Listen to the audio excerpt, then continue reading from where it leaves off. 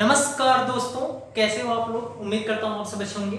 मैं Prince sir आपको इस YouTube चैनल पर सोशियोलॉजी पढ़ा रहा हूँ। मेरा YouTube चैनल प्रिंस 21 पांडे और इसके साथ मेरा मोबाइल नंबर है 9807781640, जिस पे आपको सोशियोलॉजी संबंधित एनी क्वेरीज हो आप इस नंबर पे कांटेक्ट कर सकते हो। मैं आपको बताना चाहूँगा कि वीडियो शुरू करने से पहले हमारी ऑनलाइन क्लास मॉर्निंग में सुबह जूम ऐप पे 8 से 10 बजे के बीच में रनिंग में है। अगर आप उस क्लास को ज्वाइन करना चाहते हैं तो आप इस नंबर पे कांटेक्ट कर सकते हो 9807781640। मैं आपको बताना चाहूँगा कि पिछले मॉर्निंग की जो हमारी क्लास है इसके साथ ही हम यूजीसी नेट का प्रथम प्रश्न पत्र भी हम क्लास कराते हैं। उससे संबंधित जो भी मटेरियल्स हो, उससे संबंधित जो भी डाउट्स हो, एनी क्वेरीज आप इस नंबर पे कांटेक्ट कर सकते हो। आपको उससे संबंधित कोई भी क्वेरीज हो सारी आपको डिटेल उसकी प्रोवाइड कर दी जाएगी। मैं आपको जो भी मॉर्निंग में क्लास कराए रहता हूँ, चाहे वो जूम ऐप पे होता है, उससे रिलेटेड मैं आपको क्वेश्चंस इस वीडियो के थ्रू मैं आपको प्रोवाइड करता हूँ। तो आज की जो मॉर्निंग में जो क्लास हुई थी उससे संबंधित मैं सरकार गवर्नमेंट के जो टाइप्स होते हैं ये हम लोगों ने पढ़ा था। अर्थव्यवस्था के बारे में पढ़ा था हम लोगों ने। इसके साथ ही राज्य व्यवस्था, अर्थव्यवस्था और उसको परंपरा और आधुनिकता के संबंध में एक तुलनात्मक रूप में हम लोगों ने जाना था। उससे संबंधित कुछ मैं क्वेश्चंस लेके आया हूँ राज्य व्यवस्था से संबंधित। आइए उसके हम कुछ क्वेश्चंस देखते हैं। पहला क्वेश्चन है सरकार के प्रकार हैं, यानी टाइप्स ऑफ गवर्नमेंट। गवर्नमेंट के प्रकार हैं तो पहला राजतंत्र, दूसरा प्रजातंत्र, तीसरा है कुलीन तंत्र और डी है सभी। तो इसमें आंसर आपका क्या हो जाएगा। वैसे मैक्सिमम लोगों को आंसर पता होगा, D answer is the correct answer. लेकिन यहाँ पर सरकार और राज्य दो आते हैं। राज्य व्यवस्था के मुख्यतः दो अवयव होते हैं। दो अवयव कौन कौन से, एक सरकार होता है और दूसरा क्या होता है, राज्य होता है। ओके, तो सरकार और राज्य दो प्रकार के अवयव हैं। सरकार और राज्य का रोल क्या होता है, शासन प्रशासन की व्यवस्था के अंतर्गत। राज्य क्या करता है, राज्य का ही एक भाग के रूप में, एक माध्यम के रूप में सरकार कार्य करती है। राज्य नियमों को निर्माण करने का काम करता है, नीतियों को निर्मित करने का काम करता है और उसका क्रियान्वयन यानी समाज पर उसे लागू करने का काम, संचालित करने का काम कौन करता है, सरकार। तो सरकार राज्य का एक प्रकार से क्या हुआ, एक प्रकार से उसका मीडियम है नीतियों और जो भी शासन प्रशासन संबंधी जो भी क्रियाएं होती हैं उनको संचालित करने का। ओके, इसके साथ ही मैं आपको बताना चाहूंगा कि सरकार, तो जैसा कि यहाँ पे सरकार बोला गया तो सरकार के तीन प्रकार यहाँ पे आपको दिए हैं, राजतंत्र, प्रजातंत्र और कुलीन तंत्र। तीनों के संबंध में हम पहले वन बाय वन जान लेते हैं। प्रजातंत्र, राजतंत्र और कुलीन तंत्र होता क्या है। एक्चुअली राजतंत्र जो होता है, राजतंत्र को इंग्लिश में क्या बोलते हैं, मोनार्की बोलते हैं।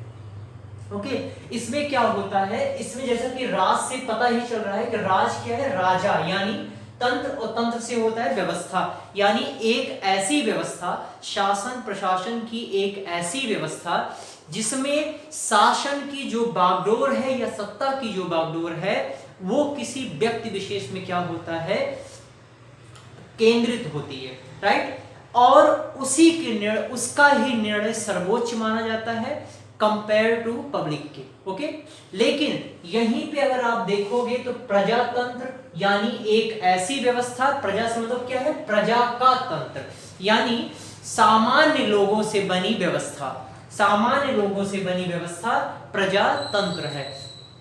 प्रजातंत्र को मैं आपको बताना चाहूंगा, इसमें जो शक्ति का जो अधिकार है वो जनता के पक्ष में होता है। जनता विचार करने, किसी के संबंध में अपनी बात रखने से संबंधित क्या होता है, वो स्वतंत्र पूर्ण रूप से होता है। ओके, प्रजातंत्र के भी कई प्रकार होते हैं। प्रजातंत्र के मुख्यतः दो प्रकार के होते हैं, एक अप्रत्यक्ष होता है और दूसरा प्रत्यक्ष होता है। प्रत्यक्ष वाले जो लोकतंत्र होते हैं उसमें क्या होता है, आपको बताना चाहूंगा, प्रत्यक्ष लोकतंत्र में जनता प्रत्यक्ष रूप में शासन प्रशासन की प्रक्रिया में क्या होता है, शामिल होता है, जबकि जो अप्रत्यक्ष शासन व्यवस्था है वो भी दो प्रकार की होती है, एक संसदात्मक शासन व्यवस्था और दूसरी क्या होती है, अध्यक्षात्मक शासन व्यवस्था। कंफ्यूज मत होइए, ठीक है। इससे संबंधित और भी चीजें मैंने मॉर्निंग में जो भी क्लास में किया है उसको मैंने बहुत अच्छे से चीजों को डिराइव करके अच्छे से एक कंपेयर करके चीजों को मैंने उसको अच्छे से समझा दिया है। आपको भी मैं ऐसे आशा करता हूँ आप समझाने का प्रयास करूंगा पूर्णतः इसमें भी, लेकिन लिख नहीं पाऊंगा सारी चीजें, ठीक है। तो यहाँ पर प्रजातंत्र दो प्रकार का, जैसे मैंने आपको क्या बताया, एक प्रत्यक्ष होता है यानी डायरेक्ट, और दूसरा क्या होता है, अप्रत्यक्ष यानी इनडायरेक्ट। मैंने अप्रत्यक्ष वाले को भी दो प्रकार से बांटा था, एक संसदात्मक शासन प्रणाली और दूसरा क्या था, अध्यक्षात्मक शासन प्रणाली। अब आपसे यहाँ पे भी क्वेश्चन आते हैं कि अध्यक्षात्मक शासन प्रणाली और संसदात्मक शासन प्रणाली भारत में किस प्रकार की शासन प्रणाली है। तो भारत में है अप्रत्यक्ष शासन प्रणाली और अप्रत्यक्ष शासन प्रणाली का संसदात्मक शासन व्यवस्था। ओके, यानी संसद के द्वारा नियमों को क्या किया जाता है, बनाया जाता है, ठीक है। शासन प्रशासन की जो नीतियां हैं, जो नियम हैं, उनको तैयार करने का काम संसद करता है, जबकि अध्यक्षात्मक शासन, इसके साथ और भी संसदात्मक शासन व्यवस्था में जो प्रमुख होता है वो प्रमुख प्रधानमंत्री होता है, प्राइम मिनिस्टर, जबकि अध्यक्षात्मक शासन व्यवस्था में राष्ट्रपति प्रमुख होता है। ओके, आपको इतना समझ में आ गया होगा। आइए हम लोग आगे चलते हैं। कुलीन तंत्र, तो जैसा कि आपको अब इसमें क्या हो गया, इसमें जो सत्ता की जो बागडोर है वो किसके हाथ में है, वो जनता के हाथ में है, ठीक है।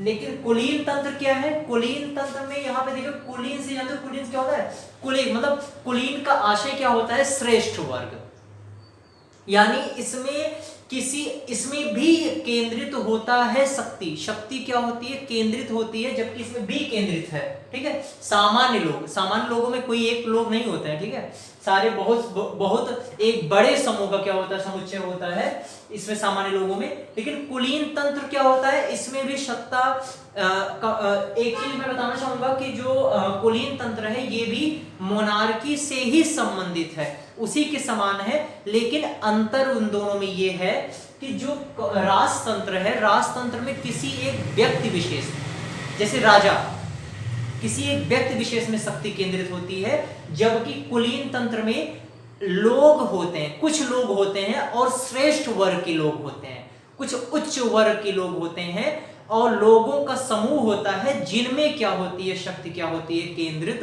होती है। तो एक ऐसी व्यवस्था जिसमें जिसमें व्यक्तियों के एक समूह के द्वारा क्या होता है, शक्ति संचालित किया जाता है या शासन प्रशासन की का कार्य किया जाता है। ओके, आई होप समझ में आ गया होगा तीनों प्रकार। तो इसका आंसर क्या हो जाएगा, D answer is the correct answer. Next question पे आइए चलते हैं हम लोग। निम्नलिखित में से मॉन्टेस्क्यू के अनुसार सरकार का वर्गीकरण नहीं है, यहां नहीं बोला है। देखिए आपको ये तो आपको रट लेना है कि वैसे सामान्य रूप में तो कई प्रकार होते हैं सरकार के, डिक्टेटरशिप होता है, अधिनायक तंत्र का होता है, कुलीन तंत्र होते हैं, सब तीन मैंने बता ही दिया था, ठीक है। लेकिन मॉन्टेस्क्यू के अनुसार सरकार का वर्गीकरण इन्होंने सिर्फ तीन बताया है, और तीन में से चौथा कौन सा नहीं बताना है, आपको इसमें से आंसर वही ढूंढना है।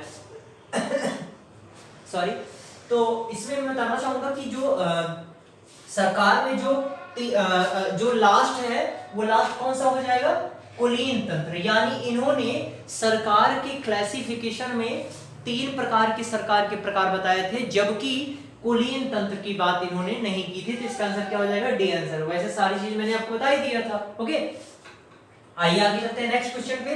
क्वेश्चन नंबर 3 है, निम्नलिखित में से सरकार के 3 अभिन्न अंग होते हैं। अब आपको पता होना चाहिए 3 अभिन्न अंग क्या क्या होते हैं सरकार के। यानी आपसे अगर गवर्नमेंट, सरकार बोला जाता है, तो सरकार बोलने पर सरकार किसी एक पर्टिकुलर बॉडी नहीं होती है, बल्कि सरकार के अंतर्गत 3 प्रकार के तत्व क्या होते हैं, शामिल होते हैं। ओके, इसके साथ ही साथ जो शासन के चौथा स्तंभ भी और चौथा और पांचवा स्तंभ भी क्या है, होते हैं। लेकिन उसको मैं बाद बताऊंगा, पहले आप 3 समझ लीजिए। तो सरकार के 3 अभिन्न अंग कौन कौन से हैं। पहला है कार्यपालिका, दूसरा है व्यवस्थापिका और तीसरा है न्यायपालिका। तो इसका आंसर क्या हो जाएगा? D answer is the correct answer. आइए हम लोग न्यायपालिका, कार्यपालिका और व्यवस्थापिका के बारे में जानते हैं। कौन लोग इसमें शामिल होते हैं और किन लोगों के द्वारा शासन कार्य किया जाता है। ओके, तो पहला क्या है? कार्यपालिका। जैसा कि आप कार्यपालिका से मतलब क्या है? कार्यपालिका से मतलब है शासन प्रशासन, शासन प्रशासन का कार्य करने वाले लोग। ठीक है, शासन प्रशासन के कार्य करने वाले लोग। अब इसमें लोग कौन कौन शामिल होते हैं तो मैं आपको बताना देना चाहूंगा। इसमें शामिल होंगे हमारे प्राइम मिनिस्टर, हमारे इसके साथ ही हमारा जो ये क्या बोलते हैं, हमारा राष्ट्रपति, और इसके साथ ही हमारे जो मिनिस्टर्स हैं वो सब सारे लोग क्या होते हैं? व्यवस्थापिका में, कार्यपालिका में आएंगे। इसके साथ ही व्यवस्थापिका क्या है? व्यवस्थापिका नियम बनाने के कार्य करते हैं। देखिए यहाँ पे मैं लिख नहीं रहा हूं क्योंकि जगह नहीं है, यहां मैं लिख दे रहा हूं। नियम बनाने का कार्य करते हैं, ये करते हैं शासन संचालित करने का कार्य करते हैं। ओके, तो व्यवस्थापिका में कौन लोग शामिल होते हैं? लोग इसमें शामिल जो होते हैं वो होते हैं संसद। अब संसद के अंतर्गत किन किन कौन कौन लोग आ गए? पहला तो लोकसभा आपका हो गया, दूसरा हो गया राज्यसभा, और इसके साथ ही संसद का तीसरा जो अवयव है वो कौन सा होता है? राष्ट्रपति। ठीक है, तीन लोगों को ही मिलाकर हम संसद क्या होता है? पूर्ण होता है वर्ड। ठीक है, तो नियम बनाने का काम। और वैसे ही ये तो केंद्रीय व्यवस्था थी, ये तो केंद्रीय सरकार, ये तो केंद्रीय नियम बनाने की व्यवस्था थी, केंद्रीय आधार पर व्यवस्थाएं थी। कौन कौन सी?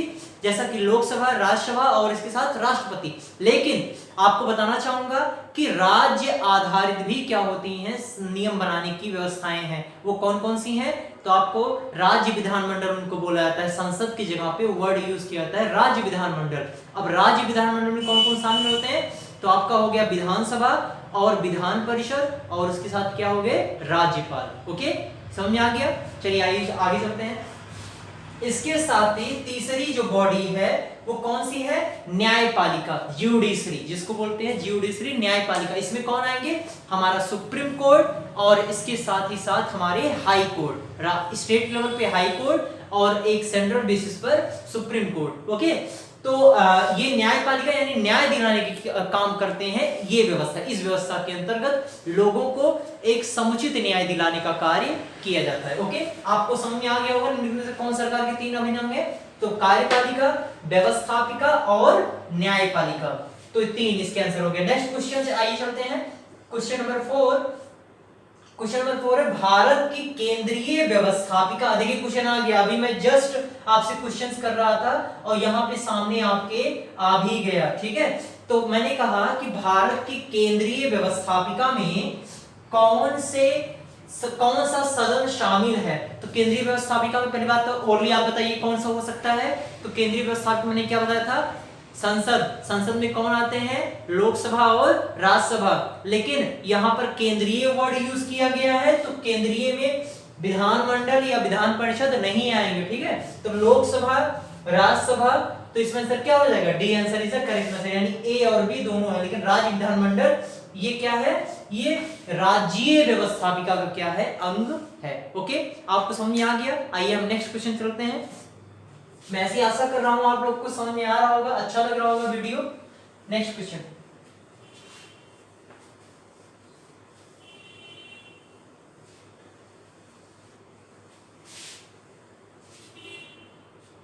क्वेश्चन नंबर 5 है। क्वेश्चन नंबर है निम्नलिखित में से कार्य सरकार द्वारा संपादित किया जाता है। निम्नलिखित में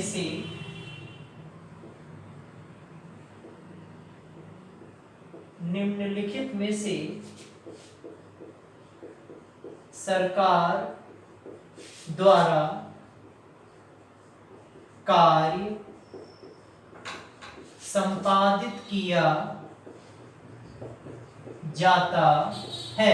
तो पहला ऑप्शन है क्या चीज? पहला ऑप्शन है विधि निर्माण। पहला ऑप्शन है विधि निर्माण। दूसरा ऑप्शन है योजना बनाना।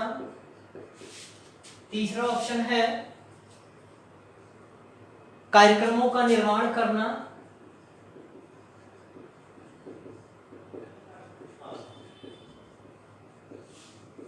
कार्यक्रमों का निर्माण करना।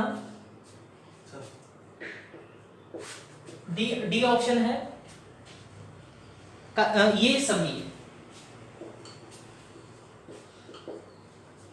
ठीक है, तो ये लास्ट क्वेश्चन था, इसको देखिएगा ध्यान से। मैंने कहा कि सरकार का कार्य संपादित किया, सरकार के द्वारा कार्य संपादित किया जाता है। तो कौन कौन से? विधि निर्माण। जैसा कि मैंने आपको बताया था कि विधि निर्माण जो भी रूल्स होते हैं वो फॉर्मेट करने का काम कौन करता है? मैंने आपको अभी जस्ट पीछे नीचे बताया था, कौन करता है इसको करता है व्यवस्थापिका। व्यवस्थापिका करती है। व्यवस्थापिका में कौन कौन लोग मैंने बताया था? व्यवस्थापिका में मैंने बताया था हमारे जो स्टेट सेंट्रल बेसिस पे होंगे वो हमारा संसद हो गया, ठीक है, पार्लियामेंट। और इसके साथ मैंने आपको बताया था हमारा राज्य विधानमंडल, यानी जो स्टेट बेसिस पर होगा वो, ठीक है। और मैंने आपको संसद के कौन कौन से अंग बताए थे? मैंने यहाँ पर बताया था हमारा जो लोकसभा है और राज्यसभा और राष्ट्रपति, तीनों को मिला के तब संसद बनेगा। ऐसे राज्य विधानमंडल में ही हमारी विधानसभा, विधान परिषद और राज्यपाल, ठीक है।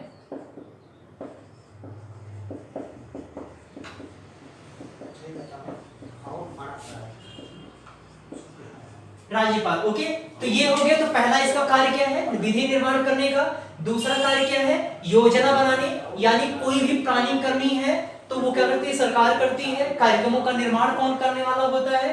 कार्यक्रमों के भी निर्माण करने वाले होते हैं। ये सब सारे कार्य आते हैं सरकार के, ठीक है। तो इसमें आंसर क्या हो जाएगा? D answer is the correct answer. मैं आज यहीं पे ब्रेक कर रहा हूं, आपको 5 क्वेश्चन ही करा के नेक्स्ट वीडियो में आपको मैं जैसा कि टारगेट किया था 10 क्वेश्चंस कराने का, ठीक है।